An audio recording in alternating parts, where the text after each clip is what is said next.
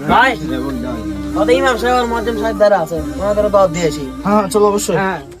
আসসালামু আলাইকুম। ওয়ালাইকুম আসসালাম। ইমাম সাহেব, এই সামনের সোমবার আমার বড় ভাইয়ের বিবাহ, তো আপনাদের দুইজনের দাওয়াত রইলো, আপনারা অবশ্যই আসবেন। শাহান ভাই, আমি আপনাদের দাওয়াত কবুল করলাম, কিন্তু এই কার্ডটা আমি রাখতে পারবো না। কোনো সমস্যায় এক কার্ড দিলাম দুইজনকে। না না ভাই, বিষয়টা ওই রকম নয়। তাহলে ইমাম সাহেব আপনি কার্ড কেন নিচ্ছেন না? আসলে বিষয়টা হচ্ছে কি, এই যে দেখেন এখানে লেখা আছে বিসমিল্লাহির রহমানির রহিম, এটা হচ্ছে আল্লাহর নাম এবং কোরআনের আয়াত।